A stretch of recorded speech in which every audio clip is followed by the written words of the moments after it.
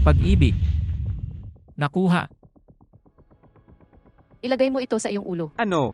Pumunta, gawin ang sinasabi ko sa iyo. Pag-ibig.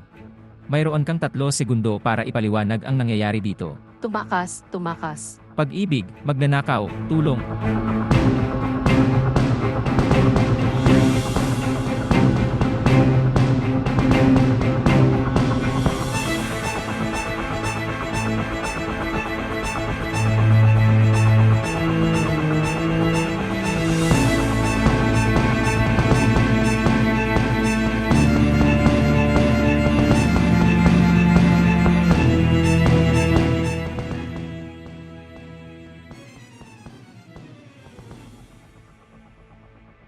Okay, ano bang problema, Gabriela? Nagawa mo bang makatakas? Wala kang ideya kung ano ang kailangan kong gawin para makalayo, ha? Naku, mahal na mahal ko ito kapag kasama kita. Oh, ako rin, pero kailangan nating maging mas maingat. Ayaw ko ng problema sa cuckold ng asawa mo. Hindi ko alam kung ano ang nangyari ngayon. Lagi niya akong tinetext na darating siya. Oh, kailangan kong magbitin, malapit na. Hali. Baby, ano na ba? Naging maayos ba ang lahat? Nag-aalala ako. Hindi. Nakatakas siya. Pero utang mo sa akin ang paliwanag. Ano ba itong mga bagay na nasa mesa? Sino ba yung taong nandito? Oh baby, gumagawa ako ng sorpresa para sa iyo. At pumasok siya at pinagbantaan ako. Paano siya nakapasok dito kung nakalock ang pinto? Hindi mo naman ipinahihiwatig na pinapasok ko ang magnanakaw, di ba? Kasalanan lahat yan ng nanay mo. Hindi siya umalis at iniwan ako dito. Wala ba sa bahay ang mommy ko? Nasaan na siya? Ginagastos nito ang pera mo, di ba? Ang lagi lang niyang iniisip ay ang paggastos ng lahat ng perang pinaghirapan mo para makuha. At minamaltrato pa rin ako. Don't worry no love, kausapin ko siya. At magpapahinga ka na dahil ngayon ka lang dumaan sa isang napaka-tense na oras. Salamat sa iyo, love.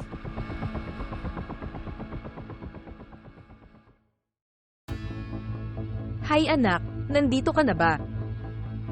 Maaari ko bang malaman kung nasaan ka? Ito ay sa merkado. Lumabas ang ginang at iniwan ang pinto na bukas. May pumasok na magnanakaw dito at muntik na saktan ang asawa ko. Ah, anak ko. Kung ako'y umalis, ito ay para sa 10 minuto. At hindi na kailangang iwanang bukas ang pinto dahil lagi ko itong i-lock. Nagsinungaling ka na ba ngayon, ma? Ay, At sinabi rin sa akin ni Gabriela na minamaltrato mo siya dito sa bahay. anak ko, buksan ang iyong mga mata, alang-alang sa Diyos. Catafalque. Walang silbi ang asawa mo, tulad ng nanay niya, okay?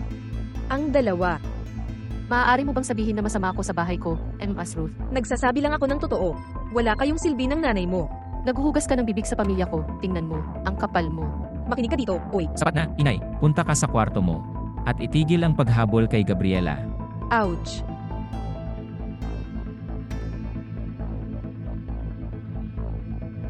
Pag-ibig. Hindi ko alam kung bakit niya ginagawa ito sa akin. Huwag ka mag-alala, baby. Okay na ang lahat.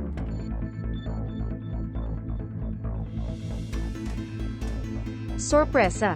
Ina. Natutuwa ako sa iyo. Naku baby, nakalimutan kitang babalaan, pero ilang araw na lang ang nanay ko sa amin. Pwede mo bang iwan? Okay, tutulungan kitang gawin ang lahat ng tama, hindi ako makakasagabal. Maligayang pagdating, ma'am. Pag-endorso.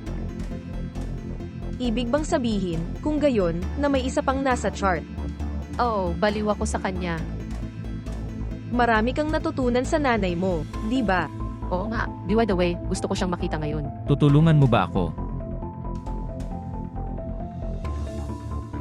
Alam ko na.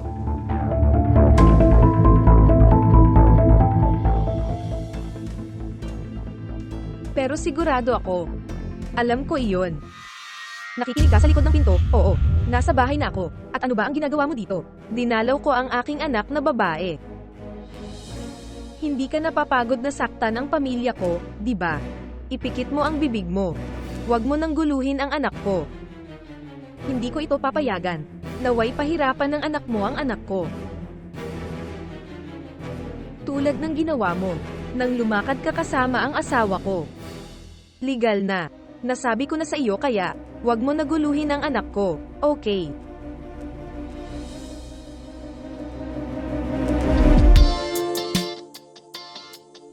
Ma, gusto ko kayong ipakilala kay Robson. Nice to meet you, kamusta ka na? Tingnan mo anak. Hati siya, ha. Ngayon halika na, sige, go enjoy it. Go inside and date, at dito na lang ako mag-aasikaso.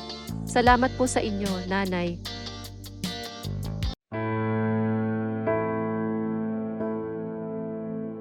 Sigurado akong magugustuhan ni Gabriela ang regalong ito.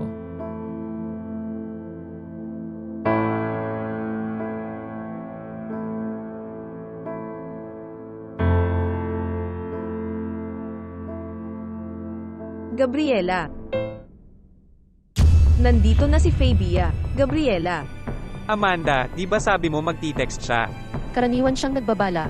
Hindi ko alam kung ano ang nangyari na hindi na siya nagbabala. At ngayon, ano ang gagawin natin? Samahan mo ako.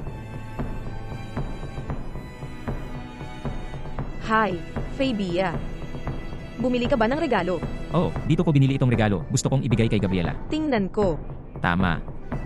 Mas gusto ko pa na malaman mo kapag nalaman din niya, eto.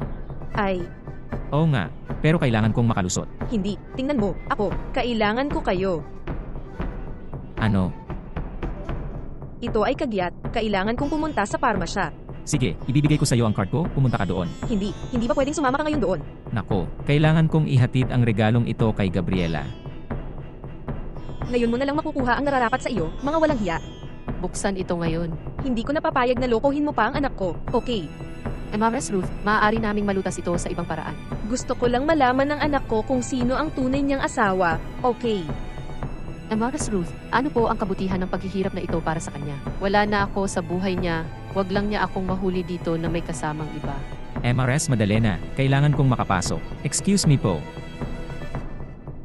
Ang ganda ng bagay. Makita ang dalawang babaeng pinakamamahal ko sa buhay ko. Dito magkasama. Ang ganda ng sinabi mo, anak.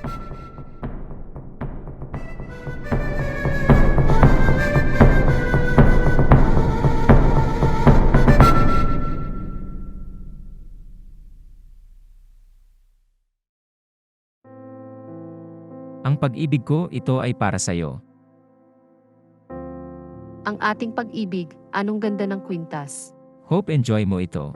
At pupunta ako roon at magpapalit ng damit. At pagkatapos ay lalabas ako at gagawa ng isang bagay. Yun na nga, nagawa ko na ang part ko. Ngayon kayong dalawa ay magkasama at lumabas dito. Ni ayaw ko ng palem, ayaw ko nang marinig mula sa iyo dito sa paligid. Gabriela, sabi mo ayaw mong pahirapan ang anak ko. Pero pinahihirapan mo siya. At gusto kong maramdaman mo ang pagdurusang ito na parang sarili mo, okay. Palem na sa iyo. Ang pagiging hindi tapat ay hindi kailanman magpapasaya sa iyo. Ang kasiyahan mo ay panandalian at ang sakit para sa iyong pamilya ay magpakailanman.